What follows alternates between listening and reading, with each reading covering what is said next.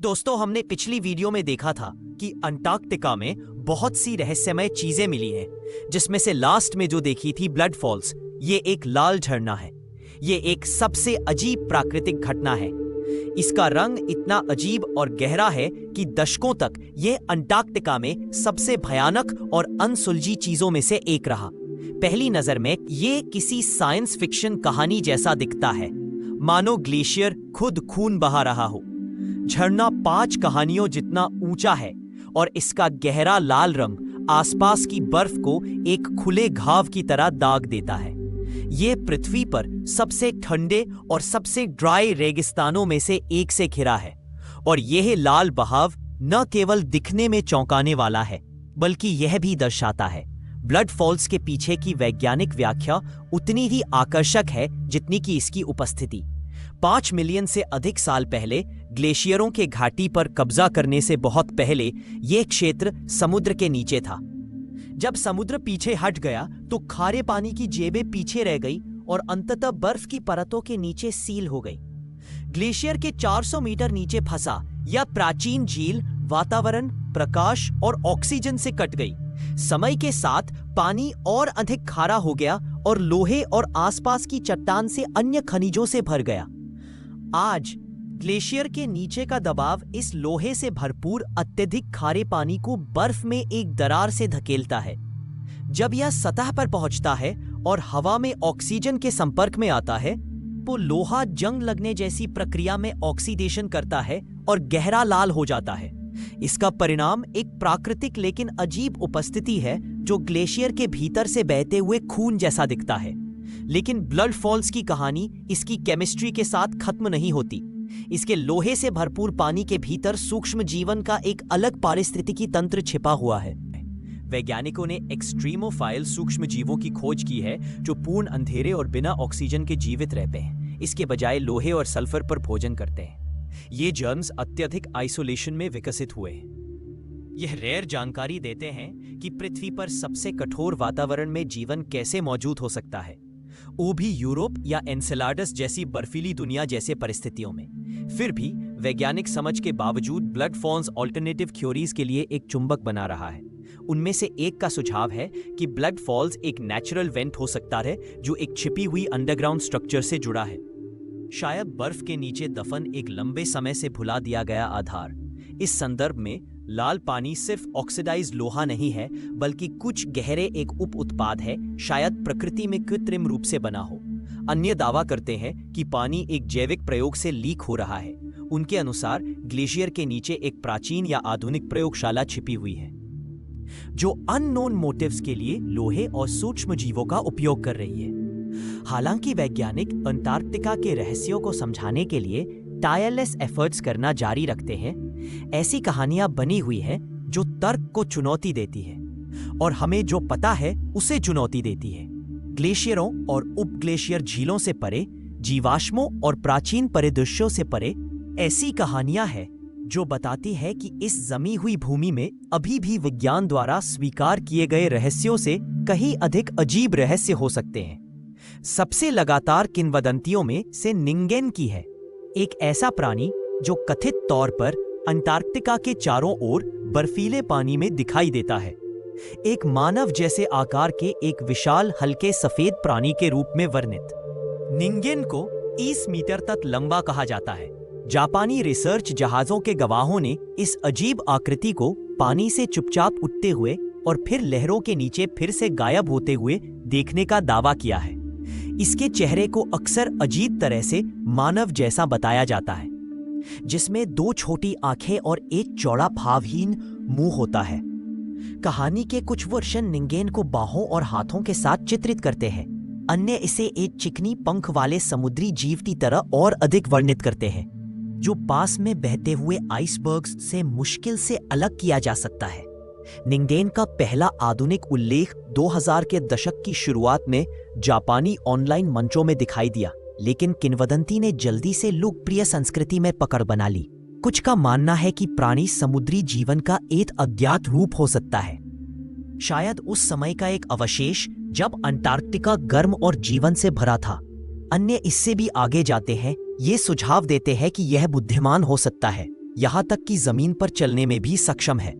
ऐसे लोग भी हैं जो अनुमान लगाते हैं कि सरकारें निंगेन के बारे में जितना वे स्वीकार करते हैं उससे कहीं अधिक जानती है, और यह कि प्राणी का अस्तित्व जानबूझकर गुप्त रखा जाता है क्योंकि इसके संभावित वैज्ञानिक या रणनीतिक महत्व के कारण।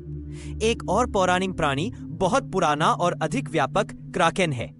हालांकि सबसे अधिक नॉर्स पौराणिक कथाओं और उत्तरी अटलांटिक से जुड़ा हुआ है, दक्षिणी महासागर में इस समुद्री राक्षस के अपने वर्जन हैं।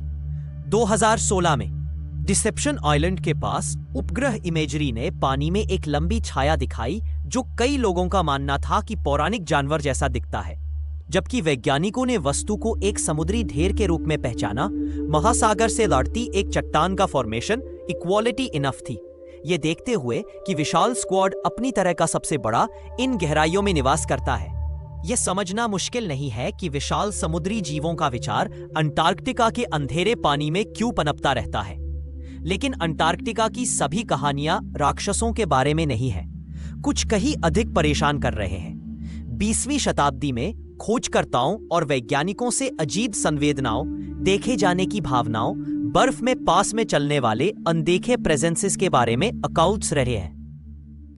महाद्वीप की लंबी सर्दियों का पूरा अंधेरा और रिमोट रिसर्च स्टेशंस का एक्सट्रीम आइसोलेशन एक्स्ट्रॉर्डिनरी के लिए एक एनवायरनमेंट बनाते हैं।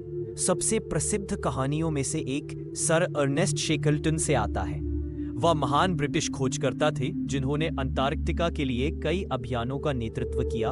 अंटार्कटिक इन्वेस्टिगेशन के वीर युग के दौरान 1916 में दक्षिण जॉर्जिया द्वीप भर में एक हताश ट्रैक के दौरान उन्होंने महसूस किया कि एक चौथा सदस्य उनके छोटे समूह के साथ चल रहा था, भले ही केवल 3 मौजूद थे। बाद में उनके दोनों साथियों ने पुष्टि की कि उन्होंने भी ऐसा ही महसूस किया था। अन्य कहानियां और भी गहरी हैं। सबसे स्थायी कहानियों में से एक 1840 के दशक की शुरुआत में वापस आती है। समय की रिपोर्टों के अनुसार होप नामक एक ब्रिटिश व्हेल शिप दक्षिण शेटलैंड द्वीप समूह के पास नेविगेट कर रहा था जब उसके चालक दल ने बर्फ में फंसे एक जलयान को देखा। पास आने पर उन्होंने एक शूनर की खोज की जिसे जेनी के रूप में पहचाना गया। आसपास के पैक बर्फ में ठोस जमे हुए। उन्हें अंदर जो मिला वह कहानी को पोलर साइंस में सबसे परेशान करने वालों में से एक के रूप में चिन्हित करेगा। जेनी के चालक दल कथित तौर पर अभी भी बोर्ड पर थे, मृत लेकिन अपनी स्थिति में जमे हुए, सीधे अपने स्टेशनों पर। जहाज के लॉग बुक में प्रविष्टियों के अनुसार अंतिम संदेश कप्तान द्वारा खुद लिखा गया था। 4 मई 1823, 71 दिनों के लिए कोई भोजन नहीं, मैं ही एकमात्र जीवित हूं। होप ने खोज का डॉक्यूमेंटेशन किया लेकिन जलयान को छोड़ दिया, बर्फ में बंद कर दिया। जेनी को फिर कभी नहीं देखा गया। एक और अक्सर रिकाउंटेड खाता पृथ्वी पर सबसे ड्राई स्थानों में से एक से आता है, मैकमर्डो ड्राई वैलीज। इस ठंडे रेगिस्तान में बिखरे हुए कई अबैंडन्ड हट्स और आउटपोस्ट्स हैं जो शुरुआती अभियानों द्वारा पीछे छोड़ दिए गए हैं। दशकों से पास में तैनात कर्मियों ने कभी-कभी अस्पष्टीकृत शोर सुनने की सूचना दी है। बर्फ में कदमों, दरवाजे खुले और हवा द्वारा की गई आवाजें। कुछ खातों के अनुसार शोधकर्ताओं ने एक ऐसी झोपड़ी में प्रवेश किया जहां एक अजीब उपस्थिति महसूस करने का दावा किया, जैसे कि देखा जा रहा है। अन्य ने उपकरणों को लापता होने की सूचना दी, केवल बाद में उस सटीक स्थान पर फिर से प्रकट होने के लिए जहां उन्हें आखिरी बार देखा गया था। वैज्ञानिक अक्सर इन अनुभवों को समझाते हैं एक्सट्रीम आइसोलेशन द्वारा, कठोर पर्यावरणीय परिस्थितियों और ग्रह पर सबसे सुनसान स्थानों में से एक में काम करने के मनोवैज्ञानिक प्रभावों के परिणाम स्वरूप। चुप्पी के लिए लंबे समय तक संपर्क, ठंडा और अंतहीन दिन का प्रकाश या अंधेरा मानव मन को प्रभावित कर सकता है, जिससे श्रवण भ्रम और बेचैनी की भावनाएं पैदा होती हैं। फिर भी हर कोई इस स्पष्टीकरण को स्वीकार नहीं करता है। उनके लिए तथ्य यह है कि भयानक और अस्पष्ट ब्लड फॉल्स इसी क्षेत्र में स्थित है, जो एक संयोग के बहुत ज्यादा लगता है। अंटार्कटिका और उसके रहस्यों में रुचि हाल ही में नहीं रही है। आधुनिक उपग्रहों और अंतर्राष्ट्रीय संधियों से बहुत पहले जमे हुए महाद्वीप ने खोजकर्ताओं, वैज्ञानिकों और यहाँ तक 20वीं शताब्दी के सबसे विवादास्पद शासनों का ध्यान आकर्षित किया। उनमें से नाजी जर्मनी था। द्वितीय विश्व युद्ध के लिए अग्रणी वर्षों में अंटार्कटिक सीमा एक महत्वाकांक्षी और काफी हद तक भूल गए अभियान का केंद्र बन गई, जो बाद में अनगिनत सिद्धांतों का केंद्र बन जाएगा। 1938 में एडोल्फ हिटलर ने एक गुप्त अंटार्कटिक मिशन को अधिकृत किया। लक्ष्य सतह पर संसाधन आधारित था। जर्मनी युद्ध की संभावना के लिए तैयारी कर रहा है, विदेशी आयात पर अपनी निर्भरता को कम करने के तरीकों की तलाश कर रहा था। मार्जरीन, साबुन और अन्य वसा आधारित उत्पादों के उत्पादन के लिए आवश्यक व्हेल तेल की मांग बहुत अधिक थी। तब तक जर्मनी नॉर्वेजियन निर्यात पर बहुत अधिक निर्भर था, लेकिन हिटलर की युद्ध योजना को आत्मनिर्भरता की आवश्यकता थी और उसके लिए दक्षिणी महासागर ने क्षमता की पेशकश की। अभियान को जल्दी से आयोजित किया गया था। 17 दिसंबर 1938 को जहाज MS श्वाबनलैंड हैम्बर्ग के बंदरगाह को छोड़ दिया। जहाज पर 82 पुरुष थे, वैज्ञानिकों, नौसेना अधिकारियों, तकनीशियनों और एक नाजी पार्टी प्रतिनिधि का ग्रुप भेजा। उनका गंतव्य क्वीन मॉड लैंड में एक विशाल अप्रकाशित क्षेत्र था, जो ब्रिटिश और नॉर्वेजियन क्षेत्रों के बीच स्थित था। अगले हफ्तों में जहाज अंटार्कटिका के बर्फीले तट पर पहुंचा और अपने 2 डॉर्नियर व्हेल सीप्लेन को आसमान में लॉन्च किया। विमानों ने भूमि के विशाल हिस्सों का सर्वेक्षण किया, क्षेत्रीय दावे पर जोर देने के लिए स्वास्तिक के साथ चिह्नित एल्यूमिनियम डार्ट्स को गिराया। जर्मनों ने इस नए क्षेत्र को न्यू श्वाबनलैंड, न्यू स्वाबिया कहा। इसका नाम जहाज के नाम पर रखा गया। कुल मिलाकर अभियान ने 6 लाख स्क्वायर किलोमीटर से अधिक का मैपिंग किया, महाद्वीप के उस हिस्से के भूगोल को चिह्नित किया। कुछ तस्वीरें रंग में ली गई थी। उस समय एक दुर्लभता और कई मूल्यवान वैज्ञानिक रिकॉर्ड बने हुए हैं। आधिकारिक तौर पर मिशन फरवरी 1929 में समाप्त हो गया। युद्ध के प्रकोप से कुछ महीने पहले श्वाबनलैंड हैम्बर्ग लौट आया, हजारों हवाई तस्वीरों और जियोलॉजिकल ऑब्जर्वेशंस को लेकर आया। हालांकि एकत्र किए गए अधिकांश डेटा युद्ध के बाद खो गए थे या दशकों तक अप्रकाशित रहे। कुछ दस्तावेज केवल 1950 के दशक के उत्तरार्ध में सामने आए।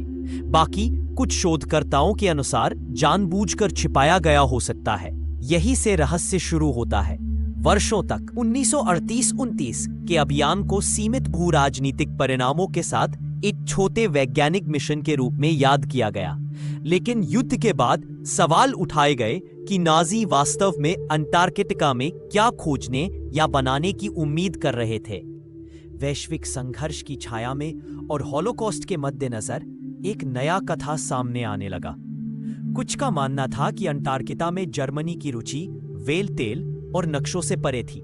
युद्ध के बाद की अफवाहों के अनुसार अभियान का वास्तविक उद्देश्य महाद्वीप पर एक स्थायी गढ़ स्थापित करना था, दुश्मन राष्ट्रों की पहुंच से बहुत दूर। यह कथित स्थापना, जो बर्फ के नीचे गहरी दफन है, एक सुरक्षित ठिकाने, अनुसंधान सुविधा या यूरोप में हार की स्थिति में नाजी अभिजात वर्ग के लिए एक अंतिम लालच के रूप में काम करेगी। अंटार्कटिका के नीचे गुप्त नाजी ठिकानों का विचार असंभव लग सकता है, फिर भी कुछ घटनाओं ने इन संदेहों को हवा दी। जुलाई 1945 में जर्मनी के आत्मसमर्पण के ठीक 2 महीने बाद जर्मन पनडुब्बी U-530 मार डेल प्लाटा के अर्जेंटीना नौसैनिक अड्डे पर अप्रत्याशित रूप से दिखाई दी। अगले महीने एक और पनडुब्बी U-977 इसी तरह की रहस्यमय परिस्थितियों में पहुंची। दोस्तों, आज के लिए बस इतना ही। अगर आपने अभी तक सब्सक्राइब नहीं किया है तो कृपया सब्सक्राइब करें और हम फिर मिलते हैं अगले वीडियो में। तब तक के लिए अपना ख्याल रखें।